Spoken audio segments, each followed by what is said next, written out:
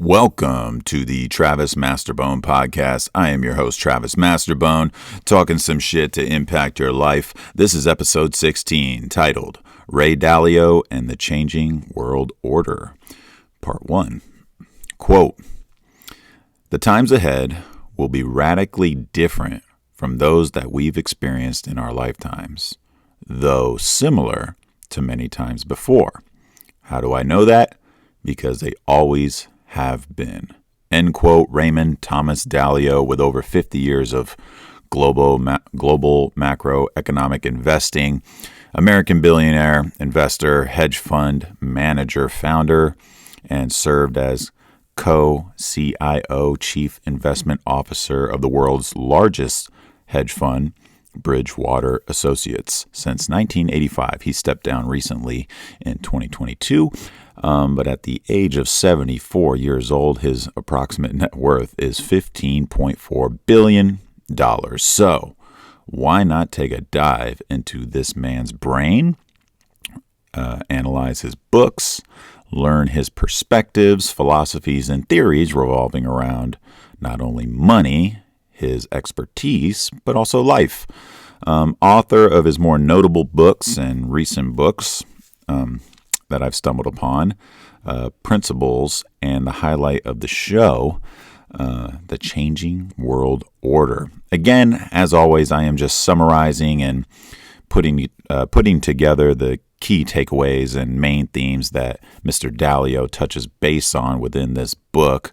It is quite an exploration into the historical aspects of not only the United States, but other countries around the world in regards to currency and civil unrest and changing world orders. And so with an insane amount of information, research, revolving around just those topics, the main takeaway, just like in that opening quote, things are going to change moving forward, but there are things that are similar. And by similar, Ray Dalio highlights and really wants to point out that there is always going to be patterns, and especially in his line of business for his very high net worth investors, they look to him as a guide, to say the least. And his job is to identify patterns so he can make the most profit possible for his clientele in the future. And it's impossible to completely 100% predict the future. Some do get lucky. The Big Short, Christian Bale, people can notice the signs and figure out something that's coming down the road.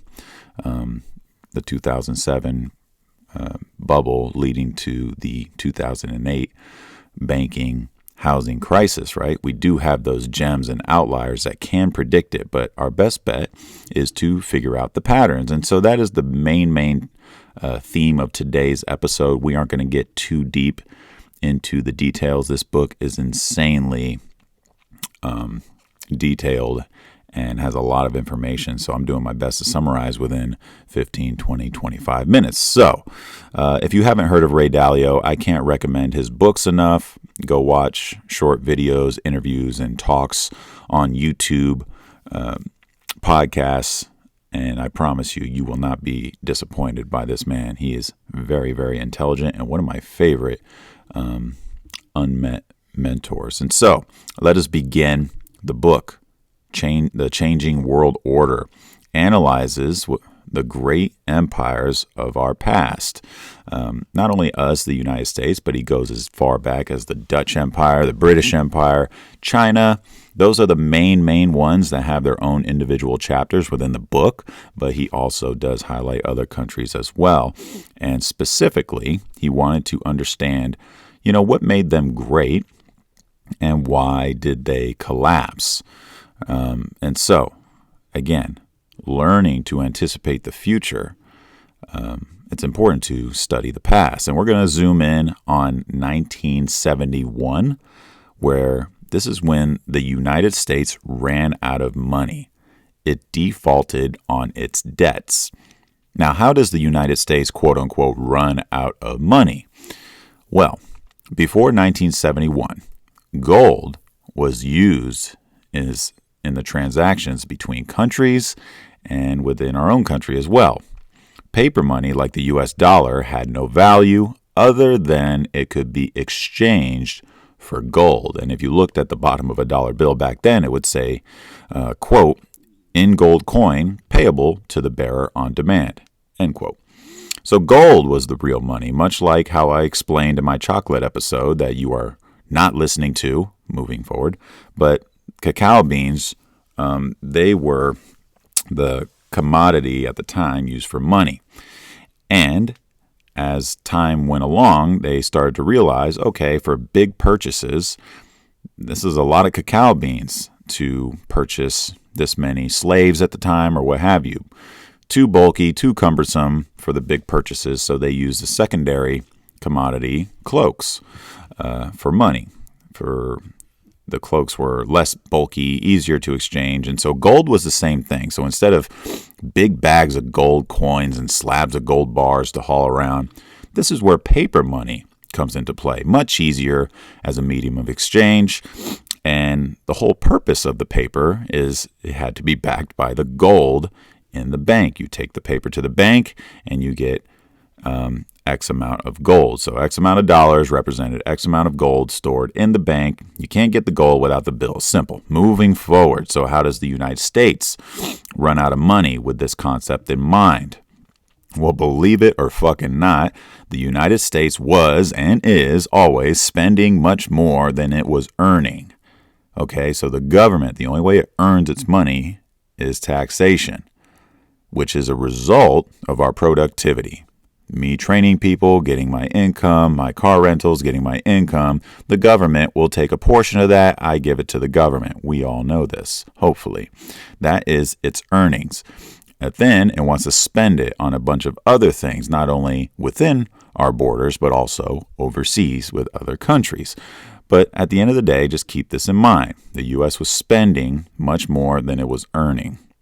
And so by writing more money / paper checks, dollars, than they had in actual gold in the bank, this leads ultimately to a dwindling of the gold. Promises not kept for not only the American people, but other countries. So anyone and everyone that was holding a dollar at the time, you know, it makes sense to rush and exchange their paper money for the gold before the gold was gone.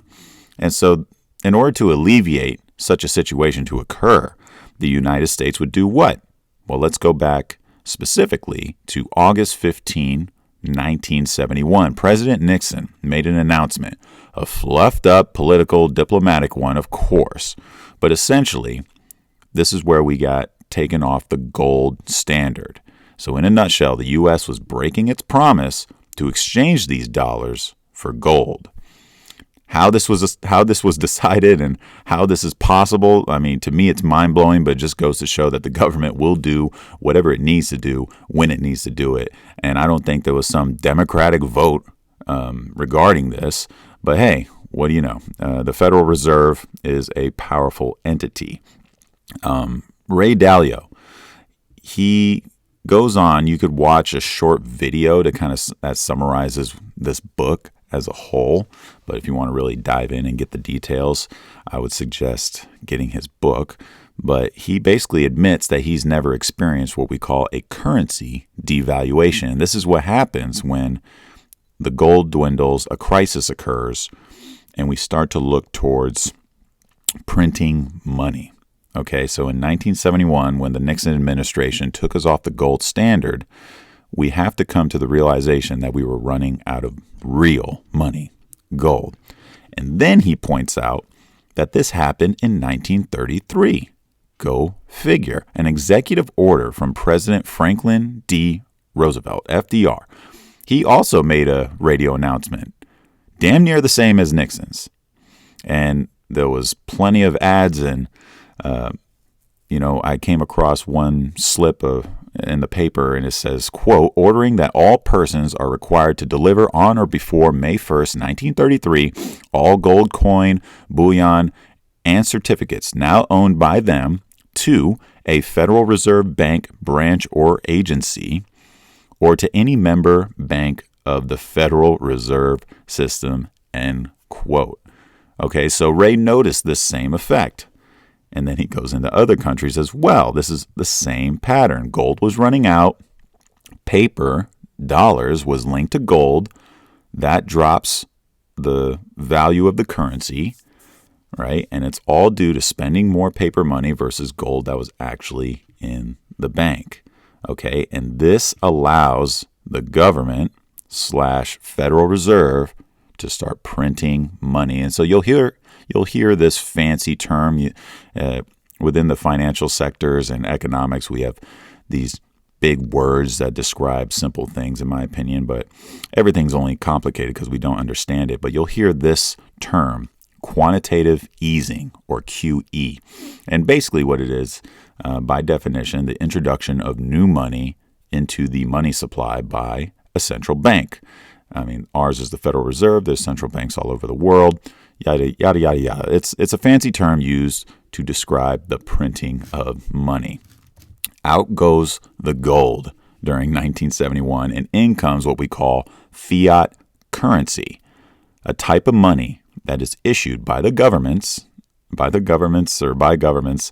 central banks, that is not backed by a physical commodity, such as gold. So in 1971, this is where we made that transfer.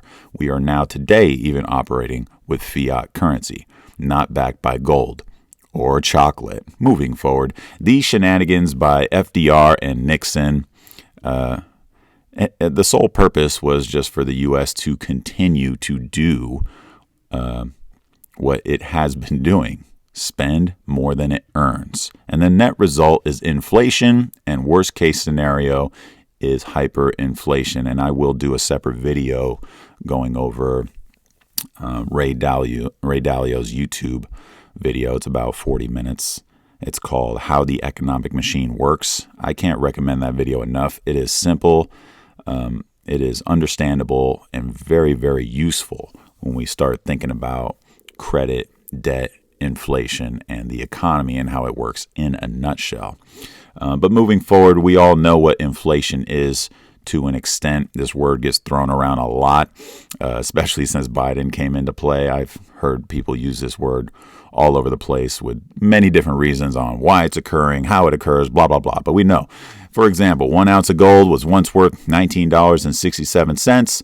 Well, now that 1 ounce turns into $30, right? With the increase in money supply, we see more paper dollars. So everything, one thing, a computer could cost a certain amount of dollars, but if we start increasing the money supply as a whole, we see the increase in dollar amounts for that same product that was once cheaper. You know, my dad used to always say, "Oh, it used to be a dime or to fill up a tank of gas." Well, definitely not today. And I urge people to look at the hyperinflation example in Zimbabwe, the homeless billionaires. This is a tragic, tragic situation in 2008. And also look up my man Peter Schiff. He's a big gold guy.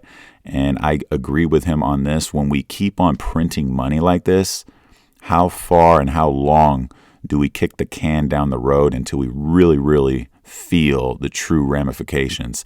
Inflation really does hit the little man the most. And we need to understand that, because costs of like basic necessities and groceries and gas, these are the things that really hurt the little man on a day-to-day basis, or small businesses trying to grow into medium or bigger businesses. So in that sense, we do need to keep inflation under control. And so when new dollars enter the market and there's no increase in actual productivity, this becomes a problem. Okay. But Mr. Dalio, again, he is recognizing patterns. Once this does occur, people are more likely to take these printed paper dollars and go purchase assets, specific assets, stocks and businesses, gold, silver, precious metals, commodities, and also real estate. But I'll touch base on the real estate in just a second. And so just understand, when the printing occurs, the value of the dollar falls. Okay, inflation occurs, but this leads to an increase in the prices of assets. And he is identifying this across the board, 1971, 1933, and you'll notice it in other countries as well, such as the Dutch Empire, British Empire, etc. So this is a big takeaway, and we'll get into that in just a second. But moving forward, when the governments want to do all this stuff and conditions get bad, this is kind of their bailout. And so what has happened recently where we have seen the bailout, right? The 2007 bubble leading to the 2008 banking housing crisis, Obama went straight to the printing. How about COVID? Same thing. There was a lot of increases in money supply during these times. So we figure out the crisis and then try to plan for it accordingly. So Ray Dalio's principle 1, when central banks print a lot of money to alleviate a crisis, go buy stocks, gold, and commodities. He does not mention real estate. Again, I am not a financial advisor by any stretch of the imagination. Mr. Dalio was, and I am simply regurgitating, okay? But he says to go buy these stocks, gold, and commodities because their value will rise and the value of paper money will fall. And the only reason I feel like he didn't mention real estate is because of the 2008 example where everyone was leveraging loans and going out and acquiring multiple homes. And the next thing you know, there's a giant collapse. And so it was supposedly tried and true. Housing never falls, but then it did. So there's no certainties. Again, no certainties here. But we do want to understand and do our best with the patterns. And he makes it very clear. A crisis will happen again down the road. Alleviation, print money, value of dollar diminishes, go get assets. And to wrap it up, basically the principle number 2, if I haven't beaten the dead horse already, to understand what is coming at you, you need to understand what happened before you. And I'm sure it's not easy to dive as deep as Mr. Dalio has within this book and within his career. It takes an insane amount of time and research to really dig through history and try to understand it. A lot of intelligence and understanding the lingo and the jargon and being able to 100% understand and process 1850 British Empire success. You're not actually living there in that time. It's almost impossible to get a full grip on it, but you can get a basic understanding of it and identify these patterns, much like what we've talked about here today. So that's why this principle number 2, he should have made this number 1, but for the most part, this is the main takeaway. How much of history do we understand? How much, lingo and jargon do we know about finances to try and equip us to the best of our abilities to withstand the storms and the crises that do occur? It's very useful and knowledgeable to just keep reading, keep watching videos, and keep learning. Hopefully I can be some outlet for you in that sense as well. I am going to continue with this book. We're going to dive into the Dutch Empire, and I wanted to also make a video once again about his short video on YouTube, how the economic machine works, because he really gets into how these empires really get into civil unrest, turmoil, and the collapses of great empires, and how the changing world orders switch when this does occur. The British Empire was once the dominant superpower of the world, and then, after World War II, the United States took its place accordingly.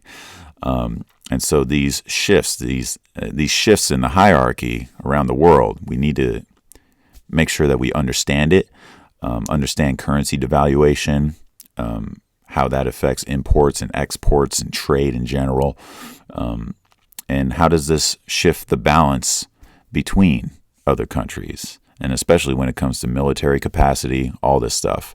But anywho, that's how deep it really does get. I'm excited. I love this book, fascinated with it, so I want to keep it going.